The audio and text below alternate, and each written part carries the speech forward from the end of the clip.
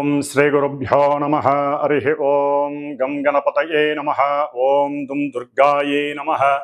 హరి ఓం కాత్యాయనాయ విద్మహే కన్యకుమారి ధీమహి తన్నో దుర్గిః ప్రచోదయాతు.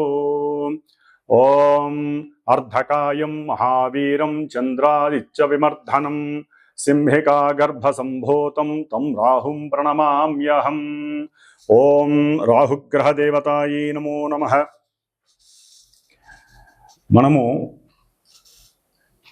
ఈ యొక్క భూప్రపంచంలో ముఖ్యంగా మానవులందరూ కూడా గత జన్మలకు సంబంధించినటువంటి కర్మ ఫలితాలను అనుభవిస్తుంలో ముఖ్యంగా శని కర్మకారకుడైతే ఆయన కర్మలని మాత్రం ఏ విధంగా చేయాలి, ఏ సమయంలో చేయాలో నిర్దేశిస్తే ఆ యొక్క కర్మలని పూర్వకర్మలు అలాగే అపరికర్మలుగా, అంటే మనిషి బ్రతికి ఉన్నంత కాలము ఆ కర్మలను హైరేజ్ అంటే ఎక్కువగా చేయటం, వాటి ద్వారా ఎన్నో రకాలైన ఇబ్బందులు పెట్టడం, అట్లాగే మనిషి చనిపోయిన తర్వాత అతను మళ్ళీ జన్మని అనుభవించేటంత వరకు, అంటే మరలా జన్మ వచ్చేంత వరకు అపరికర్మలని అనుభవిస్తూ ఉంటారు. అంటే ఈ భూలోకంలో చనిపోయిన వారి గురించి ఈ యొక్క అపరికర్మల్ని చేస్తూ ఉంటారు.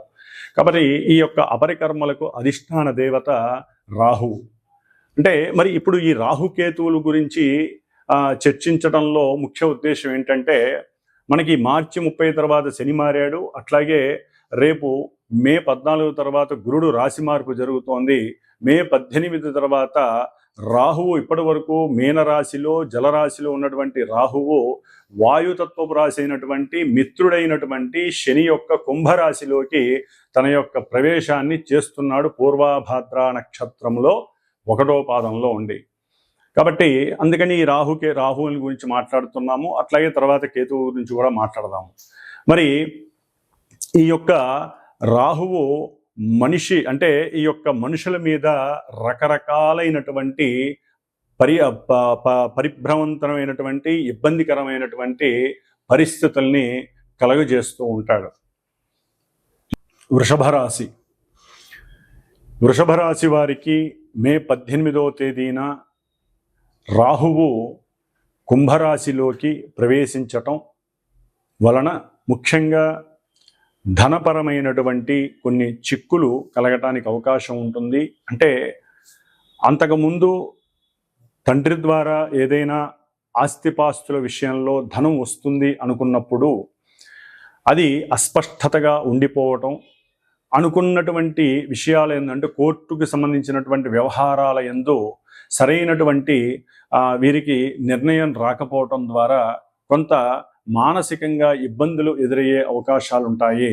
అట్లాగే ఫ్రెండ్స్కి సంబంధించిన విషయాల్లో కొన్ని ఆర్థిక లావాదేవీలు, వ్యాపార విషయాలలో ధనం పెట్టుబడి పెట్టడం ద్వారా లాభం రాకపోగా వారి ద్వారా కొన్ని అవమానాలు, అనుమానాలు, ఫ్రెండ్స్ అంటే తెలిసిన వాళ్ళు కావచ్చు, లేకపోతే అన్నదమ్ముల్లో, అక్క చెల్లెల్లో పెద్దవాళ్ళ ద్వారా కావచ్చు, లేకపోతే ఎప్పటి నుంచో దీర్ఘకాలికంగా నమ్మకంగా ఉన్నటువంటి స్నేహితుల ద్వారా కూడా కొన్ని ఇబ్బందులు ఎదుర్కొనే పరిస్థితులు ఆర్థికంగా వీరు పడే అవకాశం ఉంటుంది. అట్లాగే దీర్ఘకాలికంగా ఉన్నటువంటి రోగాలు తగ్గుముఖం పడుతున్నాయి అనుకునే లోపలే అవి మళ్ళీ ఎదురు తిరగడం ద్వారా వీరు ఆర్థికంగా, అంటే అనవసరమైనటువంటి ఆర్థికపరమైనటువంటి నష్టాలు కలగటానికి అవకాశాలు ఉన్నాయి. ముఖ్యంగా తండ్రికి సంబంధించినటువంటి అనారోగ్య విషయాలలో వీరు తగ్గుతుంది అనుకున్నప్పుడు కంపల్సరీ ధనాన్ని వెచ్చించి, అంటే 10 రూపాయల్లో తగ్గుతుంది అనుకుంటే అది దీర్ఘకాలిక రోగం కావటం ద్వారా అధికమైనటువంటి ధనాన్ని ఖర్చు పెట్టే అవకాశం కలుగుతోంది. అట్లాగే ముఖ్యంగా విద్యార్థులు, ఈ రాహు యొక్క దృష్టి విద్యాస్థానం మీద పడడం ద్వారా మాతృ సౌఖ్యము తక్కువగా ఉంటుంది. విద్యార్థుల యొక్క ఆలోచనలలో రకరకాలైనటువంటి పనికి మాలినటువంటి అవసరం లేనటువంటి తీరుతెన్నులు కలిగి వీరు కొన్ని దుర్వ్యసనాలకి పాల్పడడానికి కూడా అవకాశాలు ఉన్నాయి. రాహు యొక్క దృష్టి కాబట్టి అంతటి కఠినంగా ఉంటుంది. అట్లాగే అకస్మాత్తుగా ధన విషయాలలో, రాబడి విషయాలలో వీరు పెట్టిన పెట్టుబడులకి కొంత అపశృతి కలిగి వస్తాయి, లాభం కలుగుతుంది అనుకున్నటువంటి లోపలే కొంత వీరికి ఆ లాభం రాకపోగా కొంత మానసికంగా జుగుత్సగలగడానికి ఎక్కువ అవకాశాలు ఉన్నాయి. ముఖ్యంగా కుటుంబంలో అకస్మాత్తుగా అన్నదమ్ముల మధ్య కావచ్చు, వారి యొక్క పెద్దవాళ్ళు కావచ్చు, లేకపోతే గురువులు ఎప్పటి నుంచో గురువుగా భావిస్తున్నటువంటి వారికి సంబంధించి తండ్రికి సంబంధించిన విషయాలలో ఉన్నట్టుండి కుటుంబంలో కాస్త మాట పట్టింపులు కలగటం, దాని ద్వారా వీరికి పిత్రార్జితం కానీ, గురువులు అంటే ఏదైనా చారిటబుల్ ట్రస్ట్ కనుక ఉన్నట్లయితే వారిలో కొన్ని గవర్నమెంట్ రైట్స్ జరిగి ధనాన్ని నష్టపోవడం జరగటం కానీ, ఇలాంటివి వృషభ రాశి వారికి రాహు ద్వారా కొన్ని కర్మ ఫలితాలు అనుభవించడానికి ఎక్కువ అవకాశాలు ఉండవచ్చు. ముఖ్యంగా అనారోగ్య విషయాల్లో వీరు అంటే ఆరోగ్యాన్ని సక్రమంగా కాపాడుకోకపోతే వీరి యొక్క అనారోగ్య సమస్యలు వీరి యొక్క ధనాన్ని హరించడానికి ఎక్కువ అవకాశాలు ఉన్నాయి. భార్యాభర్తల యొక్క ప్రేమానురాగాలు కొంచెం తగ్గి ఎడమొహం పెడమొహంగా మారి వారి ఇరువురి మధ్య కాస్త ఎడబాటు కలగటం, కోర్టు వ్యవహారాలు నడుస్తున్న వాళ్ళకి లాభం కలగకుండా వారిద్దరి మధ్య పూర్తిగా జీవితకాల ఎడబాటు కలగటం అనేటటువంటివి ఈ రాహు వల్ల కలగటానికి, దృష్టి వలన కలగటానికి అవకాశాలు ఉన్నాయి. కాబట్టి ముఖ్యంగా వృషభ రాశి వారికి రాహుగ్రహ దోష పరిహారార్థమై ఆయనకి సంబంధించిన స్తోత్రపారాయణలు కానీ, దుర్గాదేవి అనుగ్రహాన్ని కానీ పొందటానికి దుర్గాదేవికి సంబంధించినటువంటి చండీ సప్తశతి పారాయణలు కానీ, హోమాల్లో పాల్గొనడం ద్వారా కానీ ఇలాంటివి చేసుకొని అమ్మవారి అనుగ్రహంతో వీరు ఇటు విద్యని అట్లాగే కలత్రభావం అంటే భార్యాభర్తల మధ్య అన్యోన్యతని పొందటానికి ఎక్కువ అవకాశాలు ఉండవచ్చు. ఓం దుమ్ దుర్గాయే నమః. మనకున్నటువంటి నవగ్రహాలలో సప్తగ్రహాలు ఒక పక్కన ఉంచగా ఈ రాహుకేతువుల్ని షాడో ప్లానెట్స్ అంటే ఛాయాగ్రహాలు, కాల్పనిక బిందువులు అంటారు. ఇవి ఏ రాశిలో అయితే ఉంటాయో ఆ రాశి యొక్క, ఆ రాశ్యాధిపతి యొక్క, అట్లాగే ఇవి ఏ నక్షత్రంలో ఉంటే ఆ నక్షత్రాధిపతి యొక్క, ఏ గ్రహం వీటిల్ని చూస్తుందో ఆ గ్రహం యొక్క ఫలితాలు, అట్లాగే ఈ గ్రహం ఏ రాశుల్ని, ముఖ్యంగా రాహువు 5వ స్థానాన్ని, 9వ స్థానాన్ని, 7వ స్థానాన్ని చూస్తూ ఉంటాడు. అంటే ఇప్పుడు కుంభరాశిలోకి వస్తున్నటువంటి రాహువు తన యొక్క అపసవ్య అంటే వీళ్ళు అపసవ్య దృష్టిని కలిగి ఉంటారు. మిగతా గ్రహాలు వక్రించినప్పుడు మాత్రం కొంచెం వెనక భావాలను ఇస్తారు, కానీ వీరు ఎప్పుడూ కూడా అంతరిక్షంలో అపసవ్య దశలో తిరుగుతూ ఉంటారు.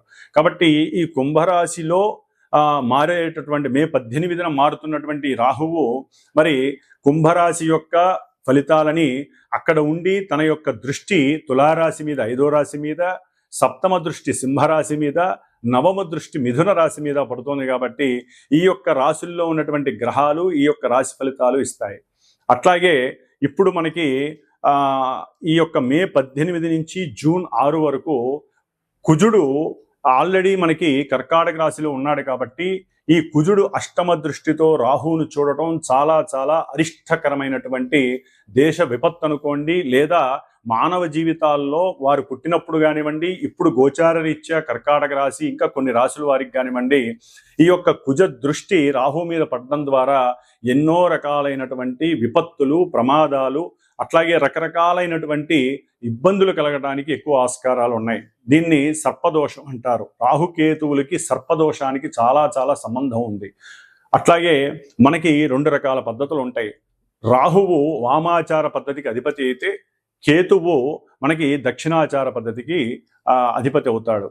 అంటే చాలామంది ఈ యొక్క వామాచార పద్ధతిని ఈ మధ్య కాలంలో దాన్ని మనకి సాత్వికమైన వామాచార పద్ధతులు కూడా ఉన్నాయి, కానీ వాటిల్ని రజోగుణ తమోగుణ పద్ధతి ద్వారా రకరకాల విన్యాసాలను చేస్తూ ఆర్థికంగా ధనాన్ని సంపాదించుకోవడానికి చేసేటటువంటి పనులలో ఈ రాహుని ఎక్కువగా ఉపయోగిస్తున్నారు. కాబట్టి సాధ్యమైనంత వరకు రాహువు సాత్వికంగా మనకి ఉన్నటువంటి మన ఋషులు ఇచ్చినటువంటి ఎన్నో దుర్గా సూక్తాలు ఉన్నాయి, చండీ సప్తశతి ఉంది, అట్లాగే దశమహావిద్యల్లో వాటిని సాత్వికంగా ఉపయోగించుకునే పద్ధతులు ఎన్నో ఉన్నాయి. ప్రదక్షిణ క్రమాలు ఉన్నాయి, దైవారాధనలు ఉన్నాయి, ముఖ్యంగా సుబ్రహ్మణ్యేశ్వర స్వామికి సంబంధించిన ఎన్నో ఆరాధనలు ఉన్నాయి. వీటన్నిటిని చేసుకోవటం ద్వారా ఎవరికైతే రాహుకేతువుల దోషాలు ఉన్నాయో, సర్పదోషాలు, ముఖ్యంగా మనకి పితృదోషము, గురుదోషము, పత్ని దోషము, సర్పదోషము, ఇట్లా ఎన్నో రకాల దోషాలు మనల్ని పట్టి పీడిస్తూ ఉంటాయి. అంటే మన తాత ముత్తాతలు చేసుకున్నటువంటి పాపకర్మలు, పూర్వజన్మల్లో మనం చేసుకున్నటువంటి ఎన్నో కర్మలన్నీ కూడా ఈ రాహుకేతువుల ద్వారా ఇప్పుడు ప్రజెంట్లో మనల్ని అనుభవింపజేసేటటువంటి పరిస్థితిని ఈ యొక్క సర్పదోషాలు ఎన్నో రకాలుగా ఇబ్బందులు ఎదగనివ్వు.